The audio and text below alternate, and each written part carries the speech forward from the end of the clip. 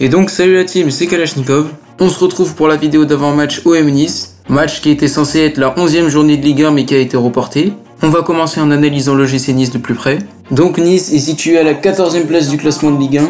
C'est pour l'instant une saison décevante de la part des Aiglons. On est loin des objectifs principaux qui étaient à la base des places européennes. Pendant ce mercato hivernal, Nice a quand même réussi à recruter des joueurs et à renforcer sa charnière. Jean-Claire Todibo et William Saliba sont venus pour renforcer l'équipe. Je trouve qu'ils ont sorti une grosse prestation contre le PSG et étaient pas loin de l'emporter au parc. C'est une équipe qui compte de très bons joueurs tels qu'Amin Gouiri, Ronny Lopez, Hichem Boudaoui et bien sûr les deux défenseurs centraux. Maintenant du côté de l'OM, ça a l'air de mieux en mieux. Il y a quand même une possibilité de revenir à la 5e place du classement s'il y a une victoire des 2 matchs en retard. C'est vraiment dommage de voir qu'il y a une bonne dynamique au sein du groupe mais que cette dynamique est perturbée à cause de certains joueurs.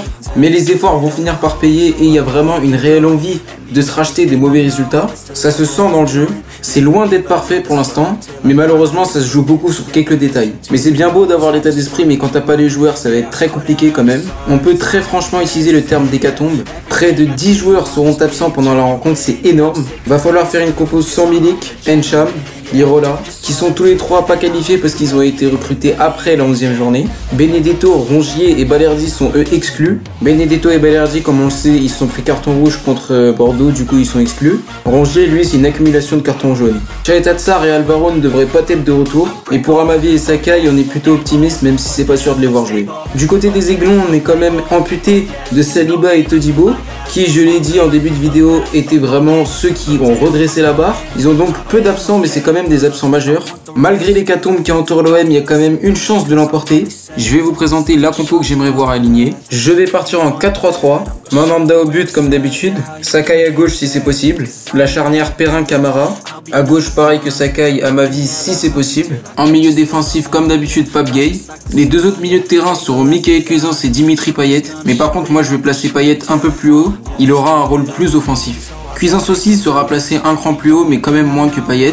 Va falloir qu'il assure quand même un minimum d'équilibre au sein de cette équipe, tâche que je ne confierai pas du tout à Payet.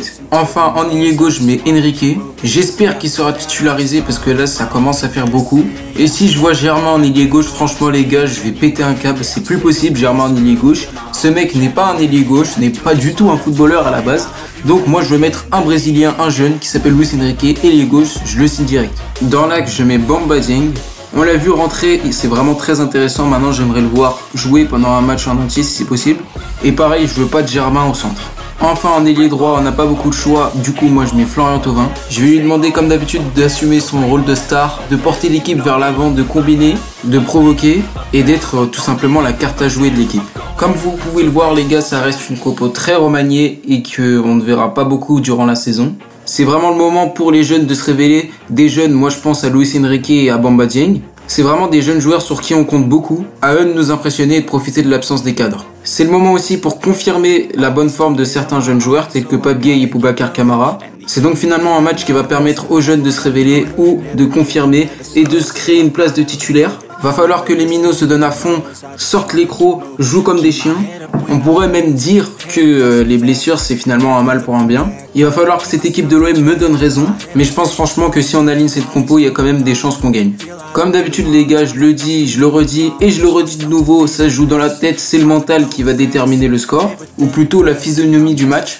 On peut dire que c'est de mieux en mieux mentalement, c'est ce que j'ai dit au début de la vidéo. Moi je pense que l'OM va essayer de s'arracher, va essayer de se rattraper et va nous présenter une bonne dynamique comme ils l'ont fait contre Bordeaux. Va falloir que tout le monde suit la route et que ça ne se joue pas sur quelques détails, mais j'ai très franchement confiance en l'équipe. C'est pour ça que pour mon premier pari sportif, je vais partir sur la victoire de l'OM. C'est coté à 2,28 comme d'habitude sur Betclic. Ensuite, mon pari gourmand qui est très orgueilleux, moi je vais partir sur Luis Enrique buteur. Je pars de l'optique où Luis Enrique est titularisé. En tout cas, j'espère que ça va être comme ça parce que si c'est pas comme ça, bah c'est qu'il y a un problème avec Nasser Largué. Et j'espère vraiment de tout cœur que Luis Enrique va inscrire son premier but, ce serait super. En plus contre une bonne équipe de Nice, vraiment ce serait très cool. Donc voilà la team, c'est déjà la fin de cette vidéo, j'espère qu'elle vous aura plu. Si vous avez aimé, n'hésitez pas à donner votre avis en commentaire. Et si vous aimez mon contenu en général, abonnez-vous, partagez la chaîne, ça me ferait super plaisir. C'était Kalash, ciao à tous.